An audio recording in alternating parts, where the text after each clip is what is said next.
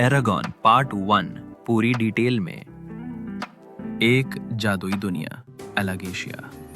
बहुत समय पहले एक जादुई धरती थी एलागेशिया। यहाँ कभी ड्रैगन राइडर्स नाम के महान योद्धा रहते थे। ड्रैगन्स के साथ उनका गहरा बंधन था। वे धरती, आकाश और जादू सब कुछ कंट्रोल कर सकते थे। सब कुछ बहुत प्यारा और शांतिपूर्ण था, तब तक जब तक कहानी का विलन एंट्री नहीं करता। गैल्बेटोरिक्स का धोखा। एक समय गैल्बेटोरिक्स नाम का एक शक्तिशाली ड्रैगन राइडर था। वो बेहद ताकतवर लेकिन अंदर से बेहद लालची था। वो चाहता था और शक्ति और ताकत। जब उसका ड्रैगन मर गया तो उसने बाकी राइडर्स से नया ड्रैगन मांगा। उन्होंने मना कर दिया तो भाई साहब ने कहा, अच्छा मना कर रहे हो, अब भुगतो। वो गुस्से में आकर सबसे खतरनाक जादूगर बने। बाकी ड्रैगन राइडर्स को मार डाला और सिंहासन पर कब्जा कर लिया। अब वो अत्याचारी राजा है और उसका मकसद है कोई दूसरा ड्रैगन राइडर कभी पैदा ना हो। एरागॉन की साधारण दुनिया। अब मिलिए हमारे भोले भाले हीरो से, एरागॉन। वो एक छोटे से गांव कारवाहाल में रहता है। एक साधारण किसान लड़का जिसे लड़ाई झगड़े से कोई मतलब नहीं। लेकिन किस्मत उसे कुछ और ही प्लान दे चुकी थी। सफीरा का जन्म। कहानी की सबसे बड़ी ट्विस्ट।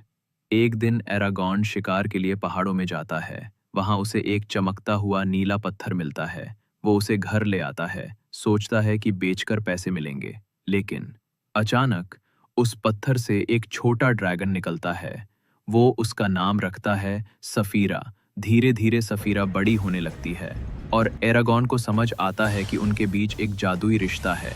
वे एक दूसरे की सोच पढ़ सकते हैं, एक दूसरे का दर्द महसूस कर सकते हैं और इस तरह हमारा किसान लड़का ड्रैगन डैडी बन जाता है।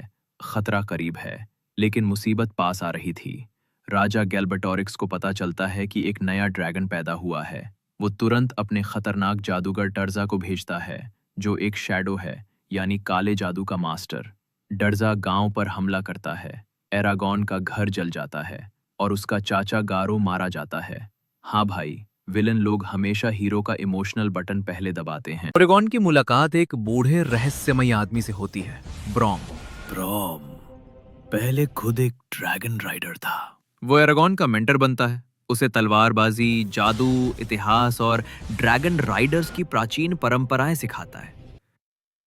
अब सफीरा, एरागॉन और ब्रॉम गैल्बेटोरिक्स के खिलाफ लड़ाई के लिए निकलते हैं। रास्ते में उन्हें पता चलता है कि राजकुमारी आर्या को गैल्बेटोरिक्स ने कैद कर लिया है। वो एल्स की योद्धा है जो बागी सेना वॉर्डम की मदद कर रही थी। एरागॉन उसे बचाने का फैसला करता है, क्योंकि हीरो हूं तो थोड़ा रोमांस भी होना चाहिए, है ना? कहानी का क्लाइमैक्स आता है फार्थन ड्यूअर की लड़ाई में। यहाँ एरागॉन, ब्रॉम, सफीरा और वर्डन की सेना मिलकर गैल्बेटोरिक्स के सैनिकों से लड़ते हैं। अचानक डर्जा सामने आता है। वो काले जादू का इस्तेमाल करता है, सफीरा को घायल कर देता है और लगभग एरागॉन को भी मार देता है। लेकिन एरागॉन चालाकी से अपनी तलवार सीधे डर्जा के दिल में घोंप देता है। डर्जा मर जाता है और उसके सैनिक हार जाते हैं। अंत। लेकिन यात्रा की शुरुआत।